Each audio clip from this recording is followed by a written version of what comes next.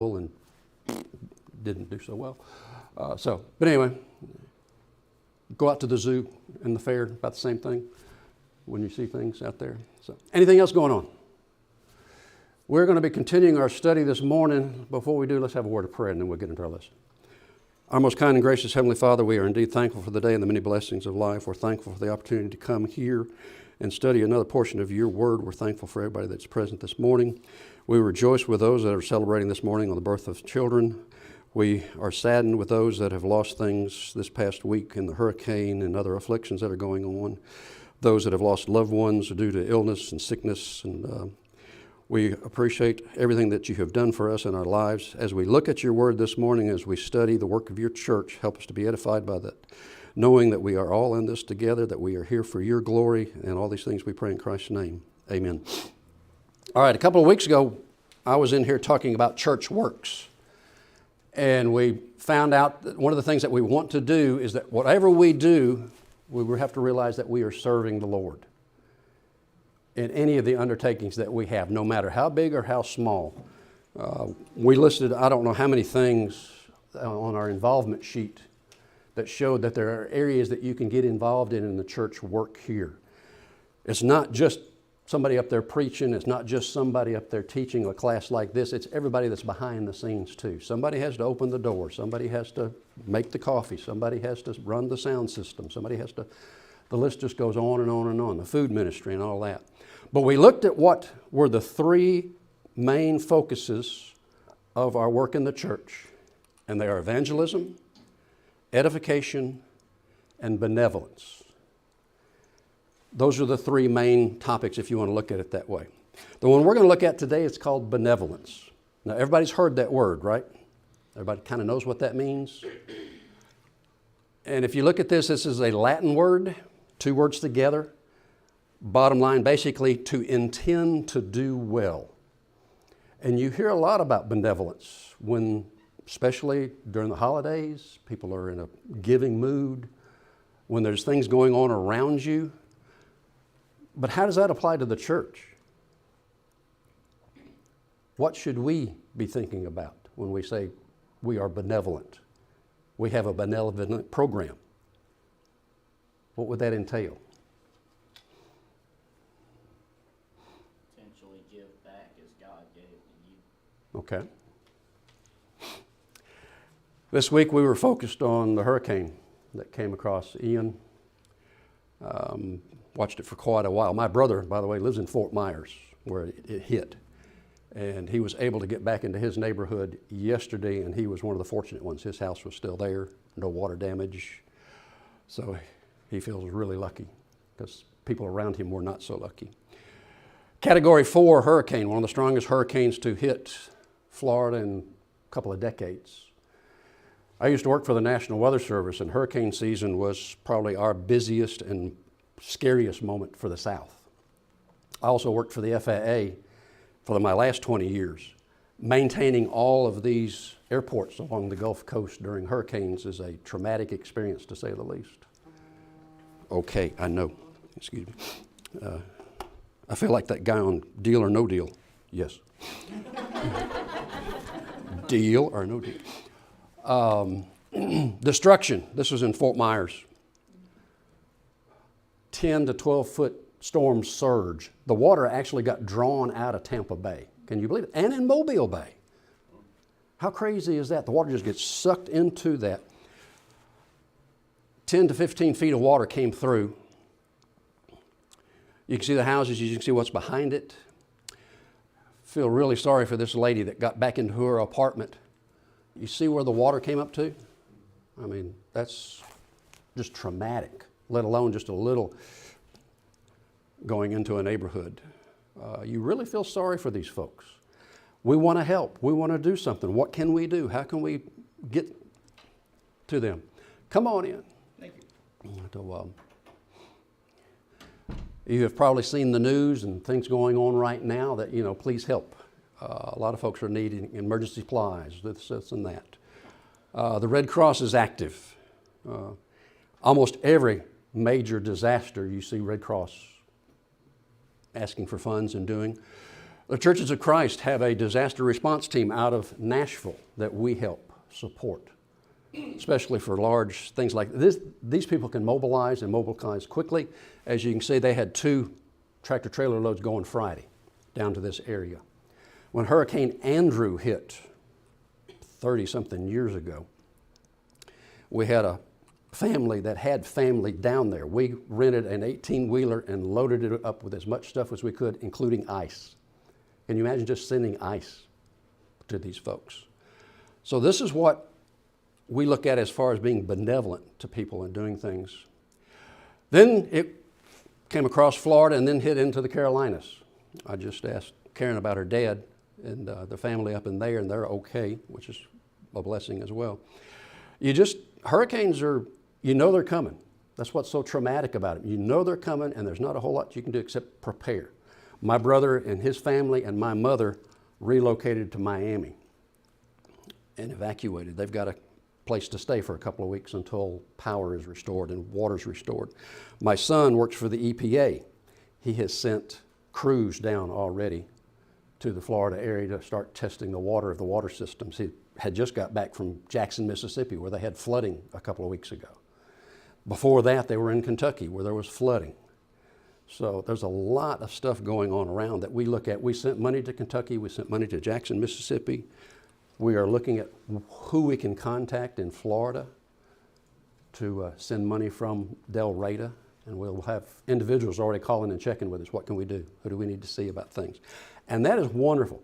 That is a great sense of purpose that we look out for each other. If you think back into the book of Acts, what's the first thing that you see people doing when the church first got together? What did they do for each other? They were serving one another. Pardon me? Serving one another. Serving one another. Okay. What did they do with their property? They sold it. They sold it so that there was no need amongst them. That's where we get looking at this stuff that we need to be benevolent, especially those of the household of faith, the saints. If you look in 1 Corinthians and 2 Corinthians, what was the purpose of the collection that Paul was talking about? What had happened? Jerusalem was experiencing a famine. So they were collecting money to be sent by Paul back to Jerusalem to help the folks back there. So we have patterns of what we should do and how to help, both from the church and from an individual perspective. I don't know if this is recent. I don't know where this picture was taken, but I can see folks in Florida doing this right now, standing on the corner because they've lost everything. You look at the devastation there that just went right across. If I see those, what's your reaction when you see these people like that? Scammers. Pardon me? Scammers. Scammers. That's my next slide. Natural disasters, we want to help. In the South, we deal with tornadoes, hurricanes, flooding, droughts. Not so much wildfires, but I can remember talking to a head forester one time, and he says, well, actually the fires kind of help the forest because it cleans things out. But what about this guy? Doesn't do what? He doesn't look disabled. He doesn't, does he? So how does your attitude change when you start seeing these folks on the corners in Montgomery? I think if they truly have an issue, they're not standing on the corner. I think they're going somewhere to get real help. Mm-hmm. And we know we're calling them professional panhandlers on Eastern Boulevard because we see the same people every time. And and they're getting bolder and bolder, walking up to the cars to my window, and I just shook my head no. Mm-hmm. And they go down to every car. I would help through a different way. Right. And there are every fast food restaurant that has now hiring. I mean, yeah. Hiring. Exactly. But I want to show you some of the signs that were out there on the internet that people took pictures of just to show you how these, I like this one. Hungry and homeless need food and money and work, also money. I mean, he mentioned money twice. And almost every sign has this phrase, may God bless, because they want to play on your emotions, because that's what Christians do. They help people. If you look at the early, anybody still use that? Well, also, we saw one that gave their, I don't know if it was their Venmo, but it gave their Cash App information, so you could just send them money. Right, I've seen that. Staying on Taylor Road. I was like, Okay. So high tech. that made, nope, Mm-hmm. sorry. And I don't want to make light. Some out there may actually have an issue. Now, it's been years and years and years ago, but we did have an individual that went to church with us here. He was on the Southern Boulevard, and the gentleman there really, really needed help. And our member reached out to him, and he started coming to church with us.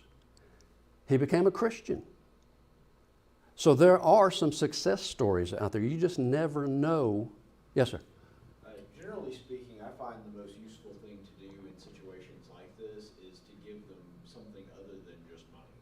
Mhm. So what I typically try to do is I'll keep like some kind of non-perishable snack in the car, and I'll give to them that way, or like maybe go by and pick up something at a restaurant, but I never actually just give them money. Right. Like Caleb says, one thing you can do in doing that other than just money is after you do it the first or second time, see their reaction to what they're doing. Mhm. If they're highly invested in it, then it might be a rare occasion that they actually need help. Like if they get a free burger that they didn't expect and they just fly to it and need it, then you know they've needed it. If they just put it away and hide it behind somebody else, you know they're just trying to get a free lunch and anything else they want. Right. Right. It's hard to know what the motive is out there. Somebody took a picture of a bunch of them getting out of their van. This is the meeting before they all go to their corners. So in some cities, it is a business. It is a big business. I like this one. Too lazy to work and too scared to steal. Please help. Yeah. So you got it. Exotic is falling on hard times. Hey, yeah, he's sporting that mullet there pretty good too, isn't he? And then you see the folks asking for their families. And you've seen people on the corners with their families behind them. The kids are there, the dog is there. We went to New York years ago where my brother-in-law lives, and he just stepped over one of the homeless people, and it's got a dog, and he said, nice touch with the dog.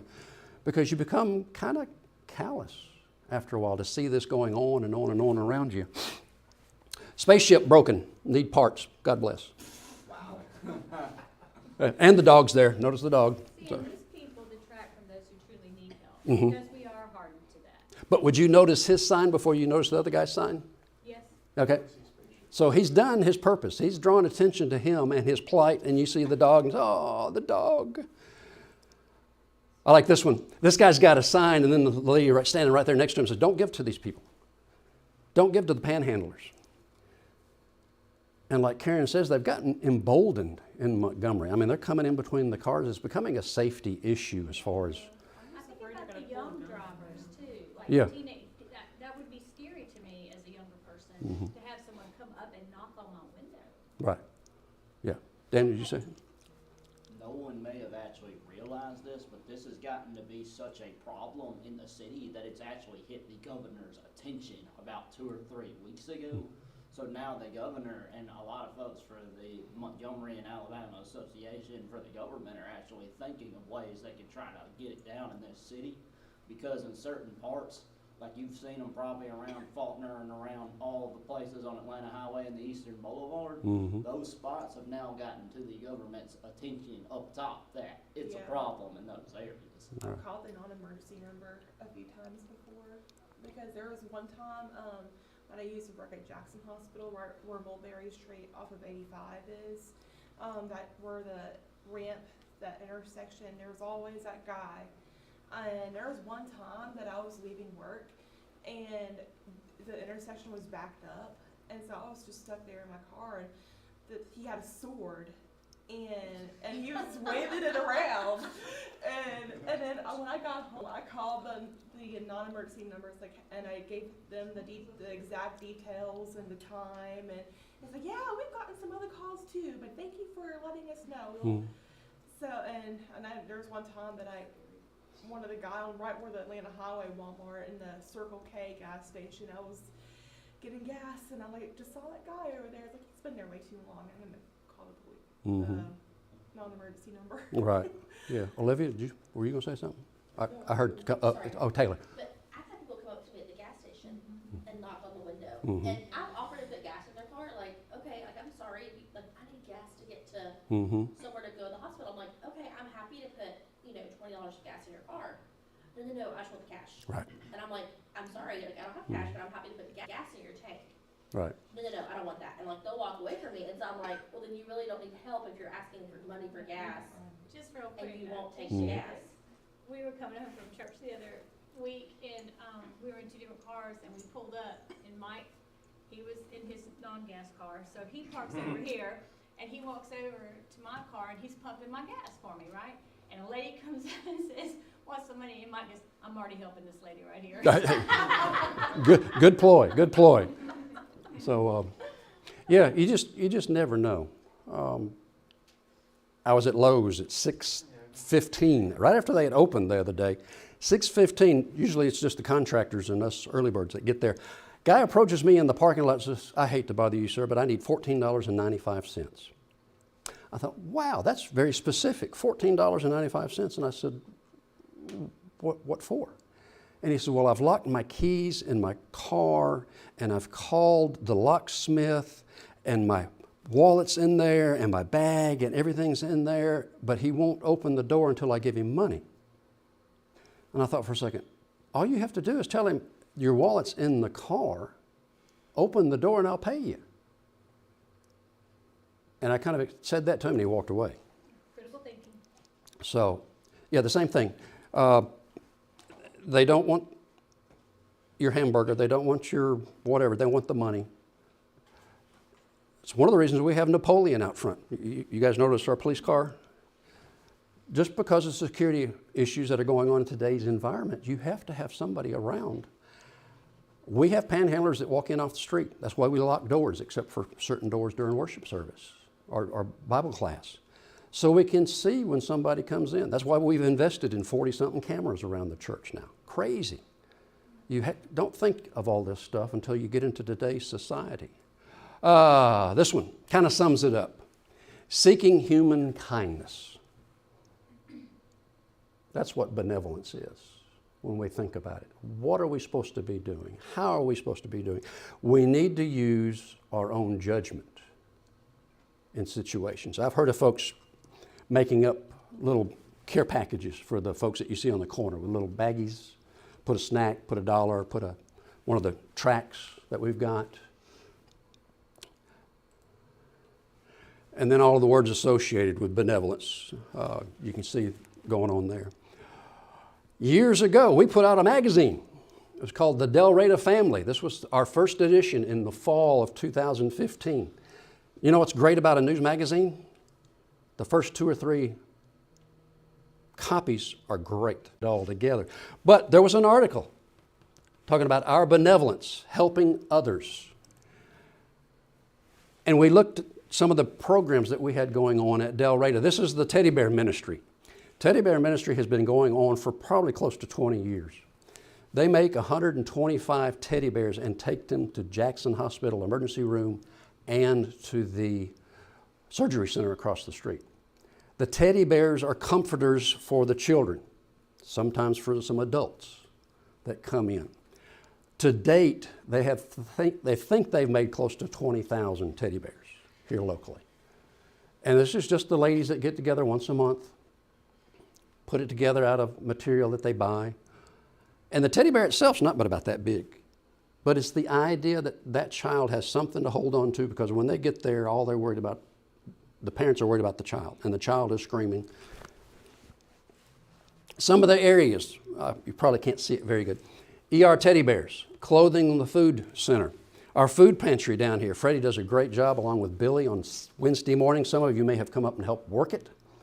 They give out bags of food every Wednesday. You have to be registered with us to receive this. We partnered with the Montgomery Food Bank, so we get our food from them, and we're one of their outlets for that. The Mount Dora Children's Home, Child Haven, Widows Ministry, Visitation. What was one of the first problems in the church? Greek widows weren't getting, That's right. They felt like they were getting slighted. So the apostles said, appoint 7 men of good character, of good standing, to take care of that. Visitation. Would you have thought visitation would fall under benevolence? It kind of falls under that and edification, if you think about it. And then the last one up there in the top. Can anybody see it under that? Prison ministry. That's kind of got hit in the head because of COVID. They haven't been allowing us to come in. Oh, I've lost my glasses. We'll never be able to finish.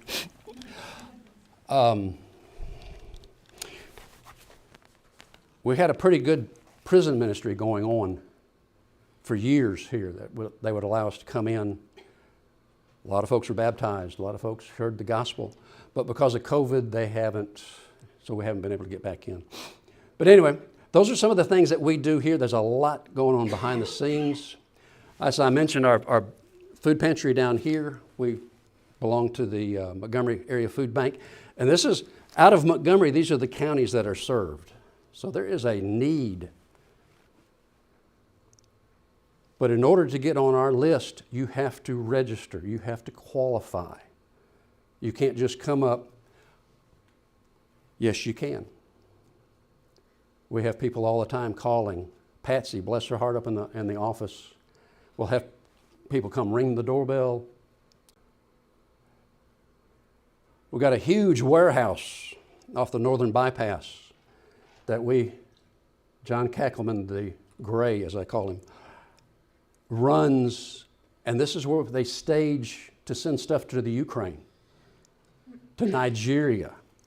We've had 100 shipments since the Ukrainian war started, 100 cargo containers that have gone to Ukraine. That's amazing that there's that much. And people all over the states have said, what can we do? How can we help? We've got medical supplies that go to Nigeria. We've got Tanzania. We've got all these places. This is John. This one's personal to me because I went along with my brother and we cleaned out my mother's house in Arkansas. These are Afghans. Y'all know what Afghans are? That's 26 bags of Afghans that my mother had done over, and they were just, I won't say they were hoarders, but they didn't throw anything away. So I said, you got to take them. I said, I'm not going to take them. I live in Florida. What am I going to do with them? I said, I don't need them. So I asked John, I said, do you think they could use them in the Ukraine? And he said, absolutely. Winter's coming. So they went on one of the cargoes that went out the other day. All the buckets, thousands and thousands of buckets that we have done, the money that people have spent to fill up a bucket, the money that has been donated to fill up a bucket in a benevolent humanitarian outreach. John just sent an update. He's in the Ukraine right now, and they went to a school, and they just cannot say thank you enough when they get these buckets and open them up and see some of the items that are in there. So that's benevolence. That's reaching out to folks. That's how you sometimes make an inroad to let them know about the gospel. Because people will ask, well, why would you do this? What do you want in return? Our benevolent attitude should be, we don't want anything. This is just us trying to help you. The actual word benevolence is only used one time in the Bible. And it's talking about the marriage relationship. So how do we get the idea that we need to be benevolent? What else do we see that says that, well, this is what you ought to be doing? Jesus tells him himself, a new commandment I give to you, that you love one another, just as I've loved you and also are loved one another. By this, all people will know that you are my disciples, if you have love for one another. That's the key to everything that we're doing. It's our love for God, our love for Jesus, and our love for each other that draws and does everything that we do. Could I get somebody to read James chapter 2, verse 15 and 16 for us, please? James 15 and 16. Chapter 2, verse 15 and 16. And whoever gets there first, I appreciate it.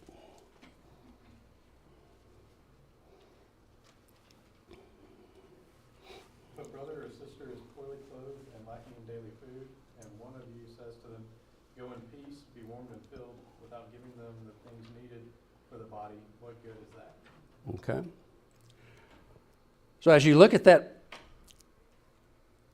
what is that telling us that our personal responsibility is? You see someone in need, it's your obligation to go help. Okay. Don't just say you want to help, actually go help. All right. Let's keep that in mind. All right. If somebody read 1 John chapter 3, verse 7.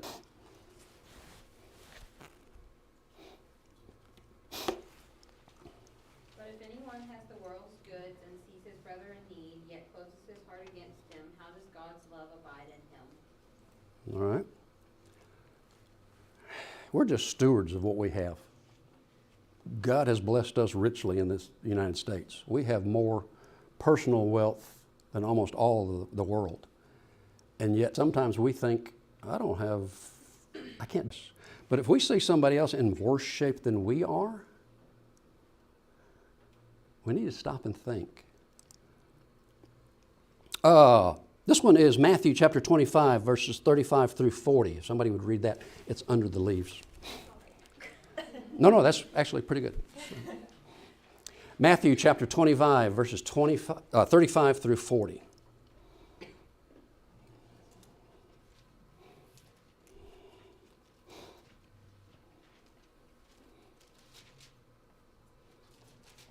Matthew 25, 35 through 40.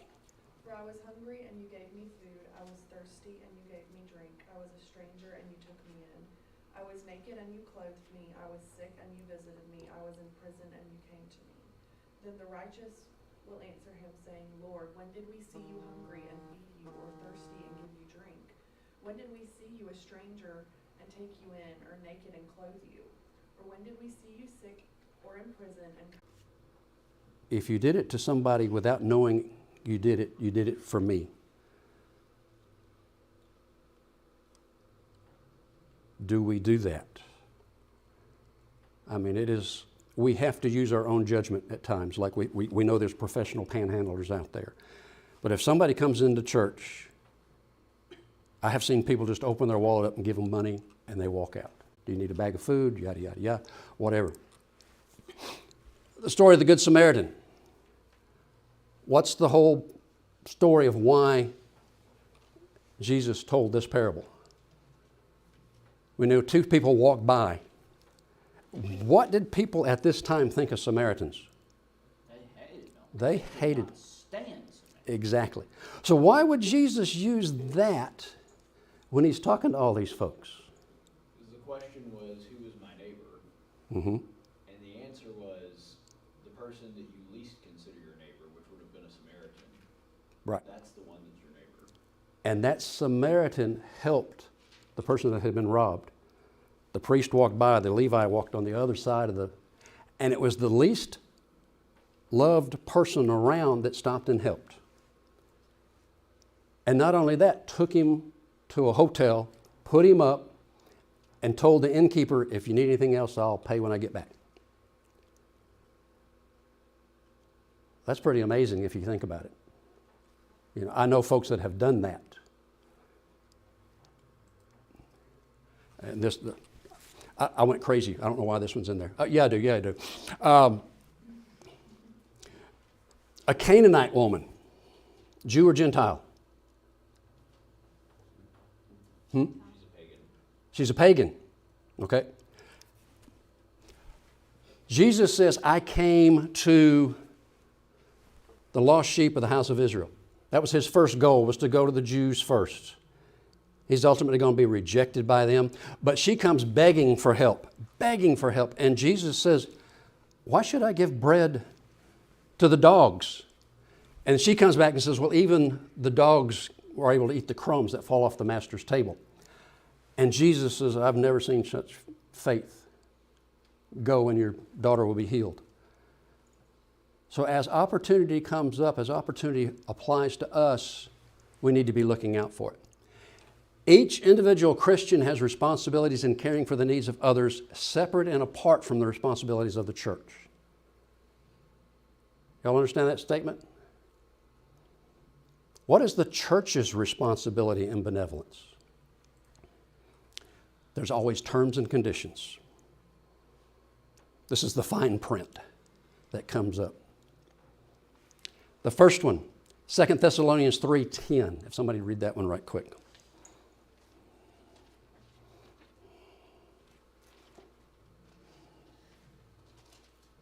And whoever's got it, 2 Thessalonians 3. Okay. Anybody have it? Does it make sense? Did I put the right one down? For even when we were with you, we used to give you this order. If anyone is not willing to work, then he is not to eat either. Okay. So how does that apply to what we're seeing now with these people on the other side of the road that look like they're able-bodied people? No, we're not done. If you're not going to work, you're not going to eat. That's the premise. If you're not going to work, you're not going to eat. Religion that is pure and undefiled before God the Father is this: to visit the orphans and the widows in their affliction and to keep oneself unstained from the world. Jesus, all through his ministry, said, if you do to the least of one of these, you have done to me. Who is the most vulnerable in the world? Children and old people. Children and old people, exactly. And I know Sam sees it with his counseling. I mean, there are some sad stories out there. And in this time, there was no benevolent society. There was no police society. There was no, it was up to the people to take care. So then as we have opportunity to let us do good to everyone, especially to those of the household of faith. We talk about the widows and the widowers and our obligation to them. There are limits on what we can do based on the money that we have. We could go broke if we did not use some kind of judgment, if we did not have some kind of guidance to go by and look at things. Individual responsibility? Yes. Give something to the guy that you see on the street corner. If we have a young couple that comes in, they're able-bodied, and they're falling hard times, and we realize that, hey, this is a momentary thing, yes, the church could probably help. But if they've done foolish things, if they've just squandered their money, there's no obligation from the church to help. It also says that if there is family, the family is to help before you ever come to the church. We have seen that a lot over the years, that people will come and say, my children just won't help me. And that's a sad state of affairs as well. But the children have an obligation first. If they won't help, the church will be glad to help and do that. We have people, Del Reyta is a giving church. We're fortunate that we have money that we can do that. And I know there are some places that can't. But we feel like we have met just about every need that has come through that were reasonable and proper, I guess. So thank you for your attention on benevolence. It is a wonderful work that we do as a church. It is also a wonderful work that we need to do as personal evangelism for our Christians. Thank you all. Second bell.